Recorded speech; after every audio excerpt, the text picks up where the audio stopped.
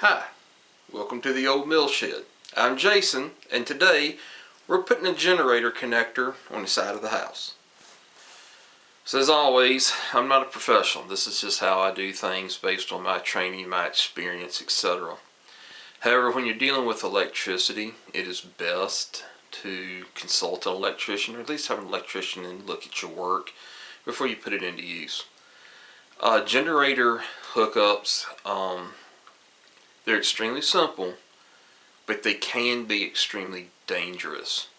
If you do it wrong and you're feeding electricity back into the grid system and a lineman gets killed, seriously injured, hurt, and it's found to come from your house with work that you've done, you can be held liable. Now, where I live, we are required to have an interlock or a transfer switch of some nature. Let me show you how that works. This is a generator interlock device. Now, how this works is this back plate here is hooked to the panel of your electrical box, and this slides up and down. So when you want to run your electrical system off of the grid, this is down so that the breaker to your generator cannot be turned on. You cannot feed electricity out of the generator's outlet, and no electricity can be put into the generator outlet and reach the rest of the system. When you have a power failure, in order to use your generator, you'll first have to flip your main breaker to your box. Now, mine is in a CSCD, a combined service entrance device, but this may be on the main breaker box of your house, depending on how your setup is. Then you have to raise this up, and the only way this will raise up is if your main breaker, your 200 amp breaker, 100 amp breaker, whatever you have in your house, is off, allowing you to then flip the breaker to your generator on. And here is a little illustration that came with the interlock. So here's your main breaker in normal use. The breaker for your generator is off, and your breaker for your grid tie, or coming in from the grid, is on. And in order to use your generator, you have to turn the main breaker off, raise the plate up, and then you're allowed to turn the breaker on for your generator. Now, my generator only produces 30 amps. It's a 7250 watt generator. You'll see me use wire today that is rated for 50 amps. For in the future, if I get a bigger generator, I don't have to rewire this. I can just change out to 30 amp breaker for a 50 amp breaker, change out to 30 amp plug for a 50 amp plug, and I'm back in business. Now, this is the generator wiring system. It's called a pigtail. It has the 30 amp male that'll plug into the generator, and then it has the 30 amp female that will plug into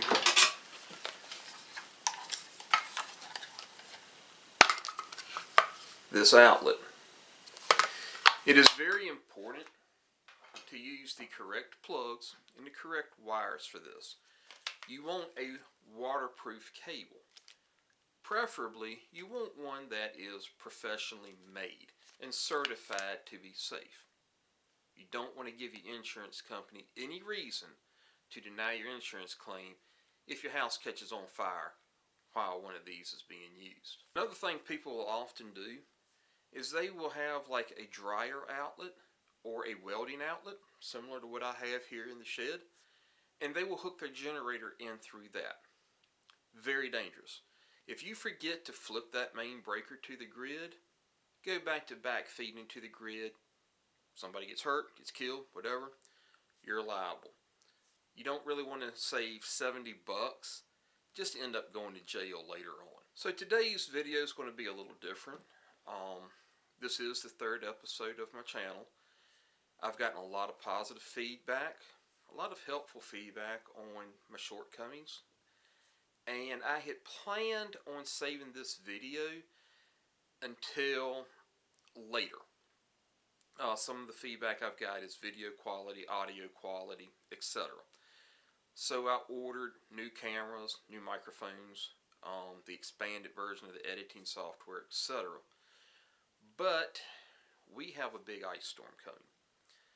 It's currently January 4th, 2025. Happy New Year, everyone. And I really wanted to get this on the house because we are expected to lose power, but I didn't want to let this project go without me being able to videotape it being done and share with you. Currently, it's about 20 degrees outside, 40-mile-an-hour winds. I know that the audio out there is going to be horrible.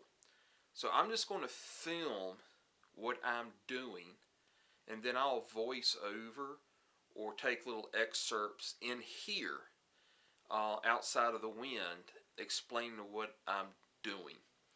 Like I said, it's not an ideal situation, but I think I can convey what the information is and how it's being done and how to do it safely and not have to do it kind of post-project. So I apologize, but it is what it is. Okay, guys. So my system is a combined service entrance device on the outside, which means that I can kill my power outside of my house, and I could actually replace the 200 amp breaker on my main breaker box if I needed to. It's a great system to have if you have one. Yes, if you're getting a house built, or if you're looking at having the electricity on your house upgraded, I highly recommend you getting one. Now, you'll see out there CSED has two parts. Mine, some on the side, some on the top. Mine is on the top. You have the meter on the top, and the main power lines run up through the left side of it, and there's a wall there. You cannot get over to the power feed coming into that system. You are completely separate from it. And then the top part is locked, and the only way to open up that side part is to unlock the top part. Now that top part has a seal on it. Do not open the seal. Do not play with the seal. If you need to tape it up out of the way so you don't accidentally break it, that's fine. Don't do anything else to it. Leave it alone. You have no business being up there.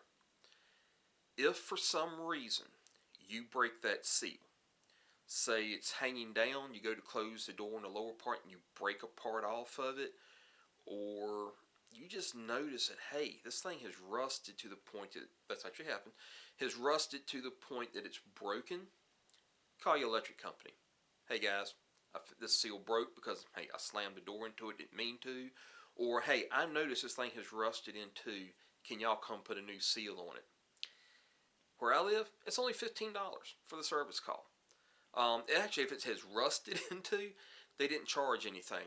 But I was asking, say, hey, if I accidentally broke one, what is it? They said, yeah, just call us. It's $15 for a service call. No big deal.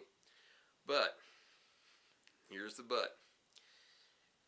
If it's broken and you don't call them, you will be investigated for trying to steal electricity. They will pull your usage. Doesn't sound like a big deal. Hey, I work, 1,700, 1,100 kilowatt hours every month. It's pretty steady. It raises, it falls in a predictable cycle throughout the year. I'm not a big deal. It's not a big deal. Okay. What happened if 1 month that you took a 2-week vacation and all of a sudden your normal kilowatt usage is down and that lock was broke, that seal was broken, and you didn't report it? Guess who's being charged with stealing electricity, even if it was just for 1 month? They will do it. They have told me, yes, we will do that. So, if you break it, don't care how innocent it is, report it. $15, no harm, no foul. It's a whole lot better than being investigated by the electrical company, having to hire a lawyer, having to go to court, whatever. Just a word of advice. Okay guys, so I've got my generator box as far as the electrical part pre-wired. I wanted to get this done so the house is without power as little as possible. I am using PVC conduit. It's important that you know that because I have a bare grounding wire. You don't want to do that if you're using metal conduit. If you're using PVC conduit, you're fine. Another thing is you do not want to use Romex coated wire. That sheathing that you run inside your house, that is not able to be used in a damp, wet area. Conduit is considered wet and damp area. Especially this because it's outdoors. Now, once I have everything sealed up, it should stay dry, but the code still specifies that conduit is a wet or damp area. You can see the black and the red. This is a 220 system. It's 8 gauge wire, as is my common. And then I have 10 gauge ground wire. Okay, so I'm going to explain to you what I'm doing before I go out there and do it. So you've already seen the generator interlock. Now it comes apart. There's 3 screws that hold it together. This goes against the faceplate of your box, or in my case the CSCD. And in my system I have a Square D Homeline system. I have to use the upper right hand breaker parts for the breaker. It's a dual position breaker, but it has to be in the up right hand most part of the box. You put it anywhere else, this is not going to work. Now this system came off of Amazon. It came with the cord, the outlet box, the interlock. I did have to buy the 30 amp breaker separate. I looked at my local retailers, small businesses. They wouldn't sell to anyone without an electrician's license. So I had to go to Amazon. Hey guys, you lost out. It was like $78 for the whole kit. I've got about another 20 in conduit, and the wire. The wire ended up only being like, I think it was like $2 a linear foot.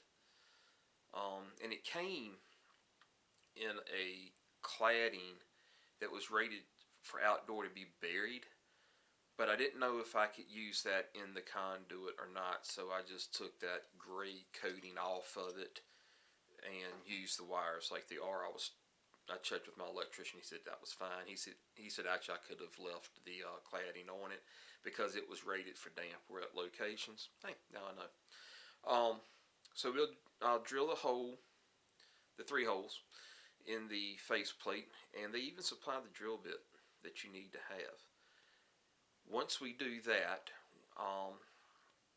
you'll see that I have a surge protector in that area.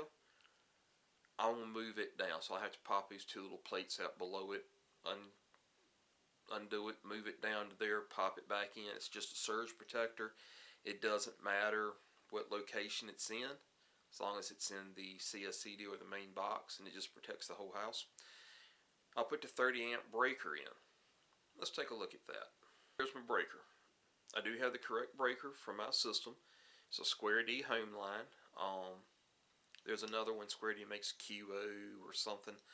I haven't seen those in a while. I guess they still make them. But right here, so you can see that. Yep. That's where your black and red wires are going to go. Now you'll see in my system the black wire is always on the bottom, red wire is always on the top. That doesn't matter. It's just part of my OCD. But this will click in to the bars in the CSCD.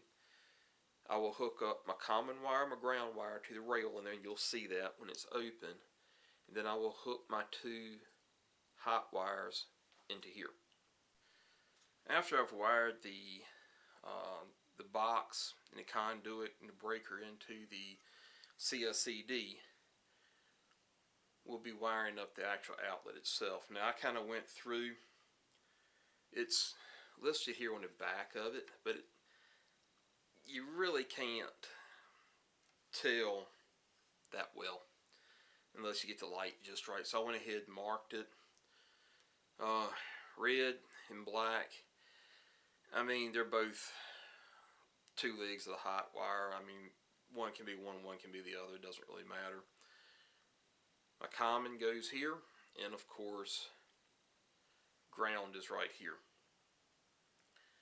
And this ground wire, which I don't know how they soldered it. I never solder my stuff. Goes into the box, and then the bare wire goes into the other side of that lug, so you have a good grounding there. Now on these systems, the generator, because you have the 4 plugs, and the way the generator is made, you do not have to hook the generator to the grounding lug outside of your house. It all grounds back through the CSCD and through the ground wire that goes to the 2 grounding rods outside of the house. On a system like mine, if I was to hook the grounding lug on a generator to the ground rod, I could produce a ground loop. It would make my ground fault interrupter sockets not work. So before you use your generator and hook up yours, be sure to consult with a licensed electrician or someone that knows what they're doing to make sure that you're hooking your system up correctly. As a rule of thumb, if you're using the 4-prong connectors, whether it be 30 amp or 50 amp, if you're using the 4 prongs, everything is going to ground back through the outlet that's hooked up either to your main box or to a CSED like mine.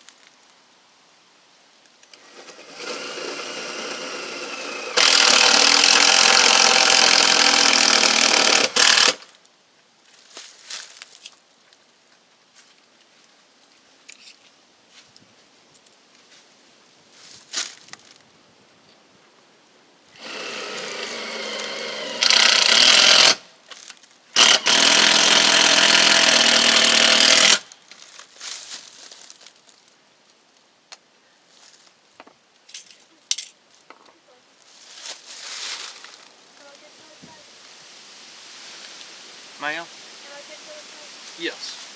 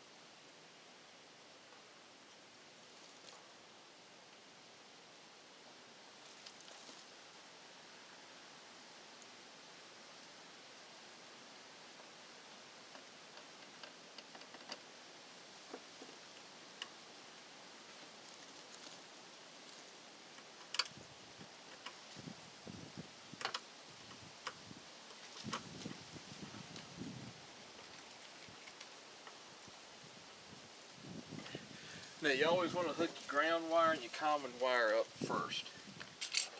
That way if something was to go wrong, it would more than likely feed back to ground instead of getting you.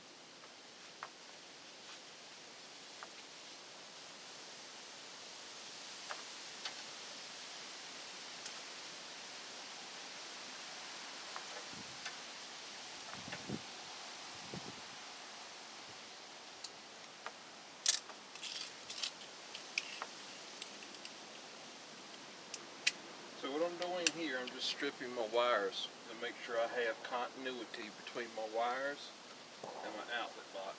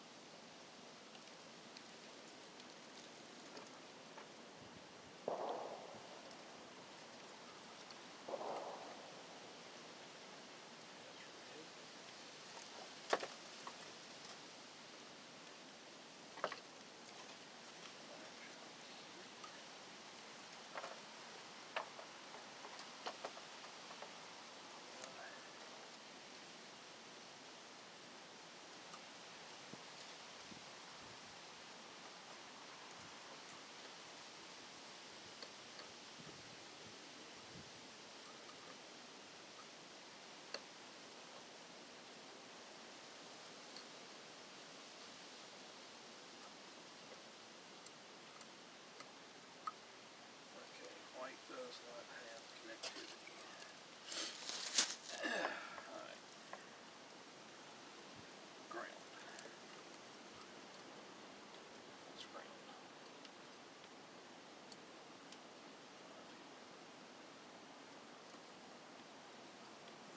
Red.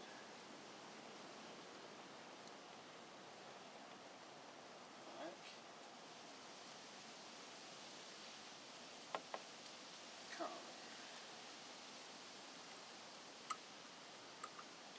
Nothing on common. Okay.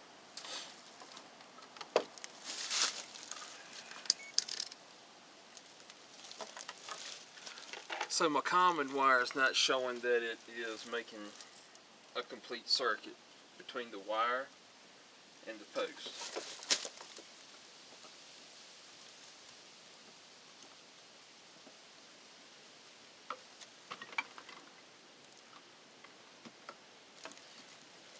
And that would be why.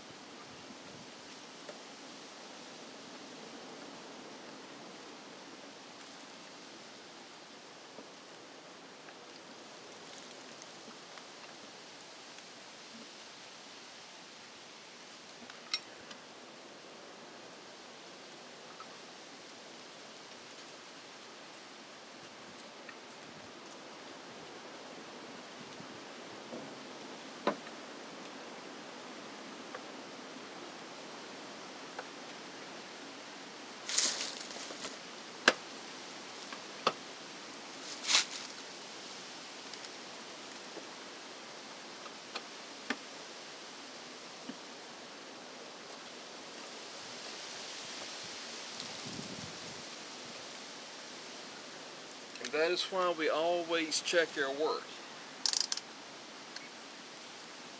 It's real easy to mess up.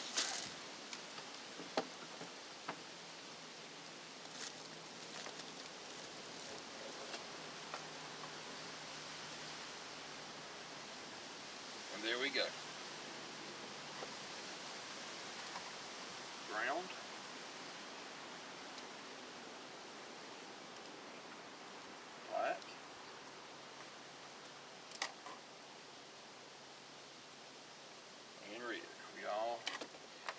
all good.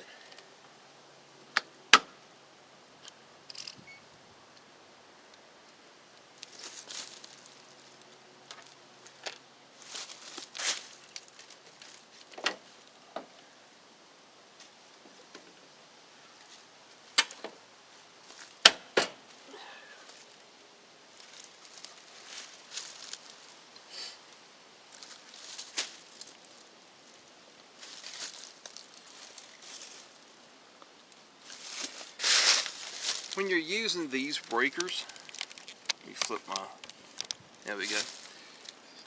So when we're using these breakers here, you'll see this little screw right here. It's got a flat head or a square drive, also known as a Robertson's drive. If you use a square tool instead of a flathead screwdriver, you can get a lot more torque on that wire as you're tightening it up.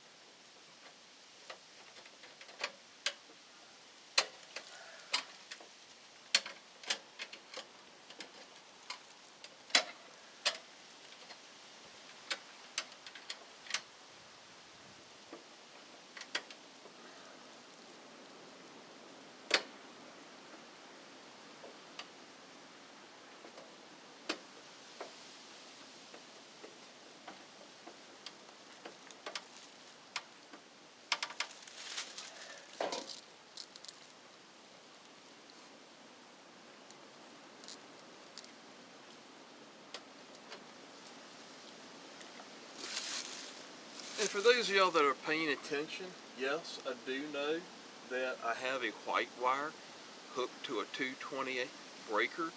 That's why it's got that red tape on it. That's what goes to my well pump. I didn't have enough correct wire to do what I needed to do. So, since it was just a 3-wire system, ground and 2 positive, 2 hot wires, I used that. I'm not entirely certain if that is correct, but when the house was inspected to get my certificate of occupancy, and as well as my electrical inspection, they passed it, so I'm assuming that's okay.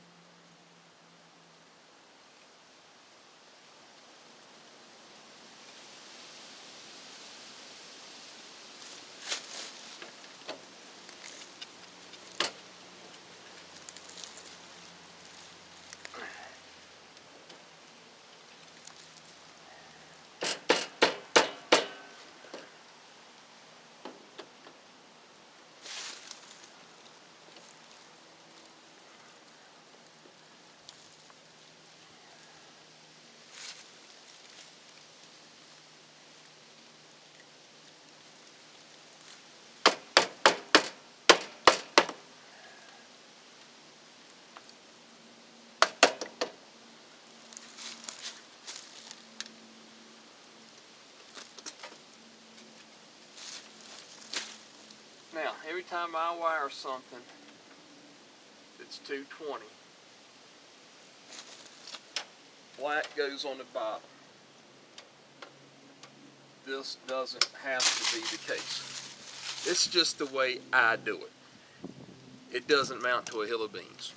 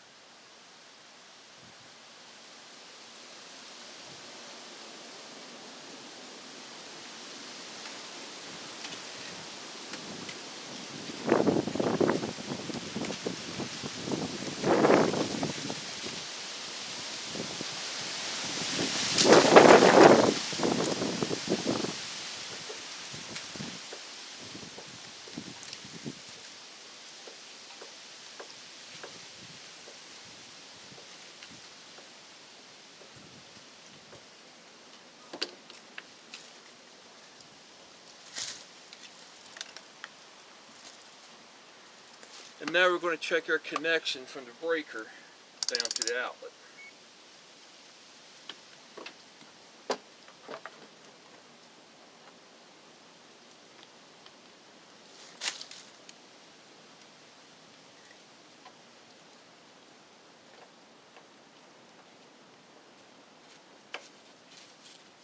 Alright, we're good there. And we're good there. Nothing going to ground. Nothing going to common.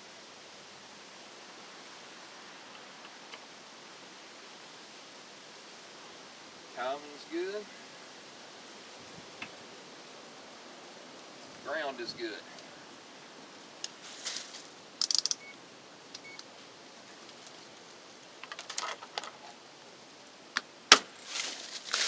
So what I'm going to do is I'm going to go drill the faceplate.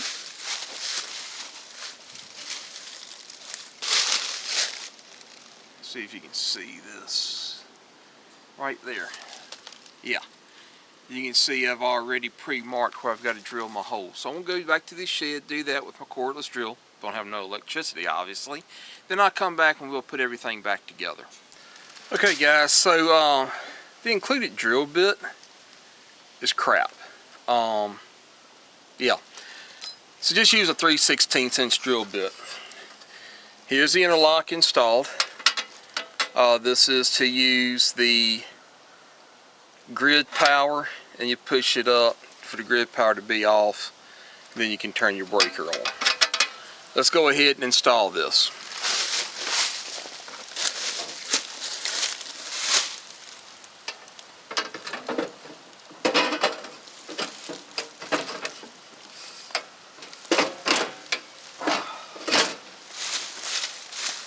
Might help if I pull the two panels out, you think?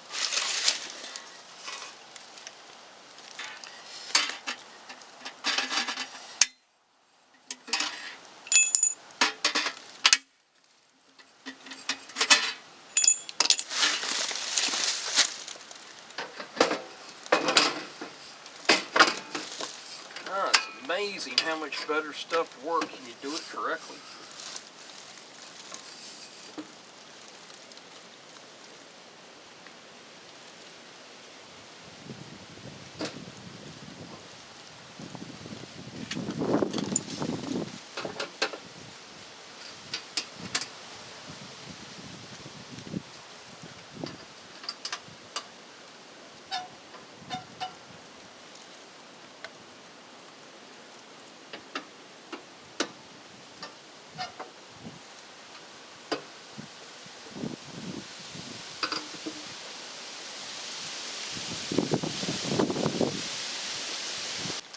Okay guys, this is it installed. So this is how it works. With this off, I'm able to push that up and engage the generator. Will not let the main breaker come on. If I want to move the main breaker to the grid, I have to disengage my generator breaker, drop the interlock plate down, and now I can turn that on. And that is how you install the generator. Okay guys, so we're back in the shed out of the wind. Few things about the video you didn't really see. On the 3 screws, when I put them in when the drill bit broke or bent, I put a little bit of red Loctite on those screws just to make sure they don't back off for any reason. And after that, I went into all the panels, electrical panels, and we worked out a color code with the family. I actually have it posted inside now. And things that are have a freezer or a refrigerator on it, something for to keep your food from spoiling, we marked those breakers with a blue. They will stay on at all times. Red is anything that breaker has to be turned off, because the generator just does not have the capacity to run everything in this house. So we put a little red paint dot next to those. And green are the things that will normally be on it. All of my lights in this house are LEDs, so they don't pull a whole lot of power. So lights in the bedrooms and the living room and things of that nature, they're all green, as well as our Starlink, because we're out in the middle of nowhere. We don't have we're kind of separated, so communication is obviously important, and as well it keeps everybody from being at each other's throats. We all been there. And then I have orange, and orange is for the heat. Now the outdoor stove, when the blower and the pump's running, I'm only pulling just a little over 1.5 amps. That's not really that much of a load. I actually can run a 12-volt battery with an inverter and run the outdoor stove and the pump for the floor of the house and have heat. So that's not a big deal, but just so there's a visual reference as to what that's for. And then I have yellow that we did, so you can run what's on this circuit, but you're going to have to pull off 2 other circuits. You're going to have to turn some other stuff off to run it. And it's only a couple little circuits like that, my ham radios being one of them, even though I typically run those 12-volt in a grid down situation, and then recharge those solar. So, but it's there in case it's needed. So again, I got my buddy coming by here next hour or 2. He's going to check it out before the ice storm gets. I'm sure it's fine, but even I've done it this many times, I still like to have a licensed electrician look it over, say, yeah, we're good to go. Then I have accidentally forgot something. Big thing too, don't get in a rush. Use your multimeter. Check everything. As you can see, I had the common wire pulled out of the socket.